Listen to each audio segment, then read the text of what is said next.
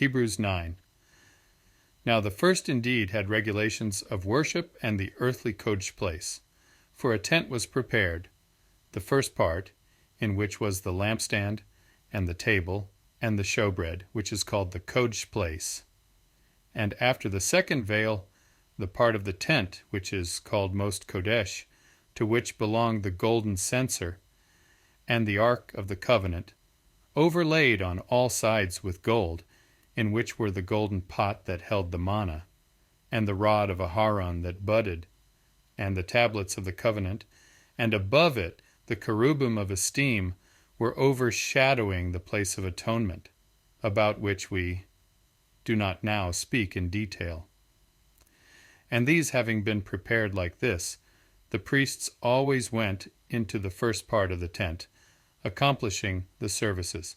But into the second part the high priest went alone once a year, not without blood, which he offered for himself, and for sins of ignorance of the people, the Ruach HaKodesh, signifying this, that the way into the most Kodesh place was not yet made manifest, while the first tent has a standing, which was a parable for the present time, in which both gifts and slaughters are offered, which are unable to perfect the one serving as to his conscience, only as to foods and drinks, and different washings and fleshly regulations imposed until a time of setting things straight.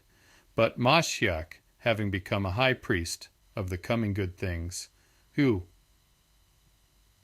through the greater and more perfect tent, not made with hands, that is, not of this creation, entered into the most Kodesh place, once for all, not with the blood of goats and calves, but with his own blood, having obtained everlasting redemption. For if the blood of bulls and goats and the ashes of a heifer, sprinkling the defiled, sets apart for the cleansing of the flesh, how much more shall the blood of the Mashiach, who through the everlasting Ruach offered himself unblemished to Yahuwah, cleanse your conscience from dead works to serve the living Yahuwah. And because of this, he is the mediator of a renewed covenant, so that death having taken place for redemption of the offenses under the first covenant, those who are called might receive the promise of the everlasting inheritance. For where a covenant is, it is necessary for the death of the covenanted one to be established. For a covenant over those dead is firm, since it is never valid while the covenanted one is living. Therefore, not even the first was instituted without blood. For when, according to Torah, every command had been spoken by Moshe to all the people, he took the blood of calves and goats, with water and scarlet wool and hyssop, and sprinkled both the book itself and all the people, saying, "This is the blood of the covenant, which Yahuwah commanded you." And in the same way he sprinkled with blood both the tent and all the vessels of the service. And, according to the Torah, almost all is cleansed with blood, and without shedding of blood there is no forgiveness.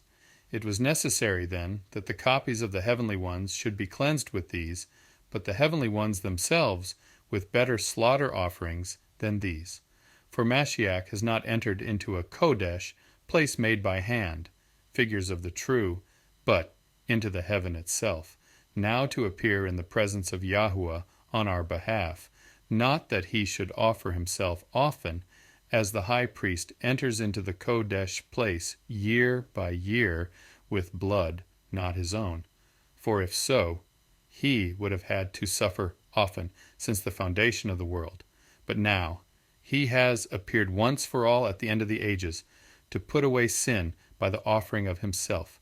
and as it awaits men to die once, and after this the judgment, 28 so, also the Mashiach, having been offered once to bear the sins of many, shall appear at one time, apart from sin, to those waiting for him to deliverance.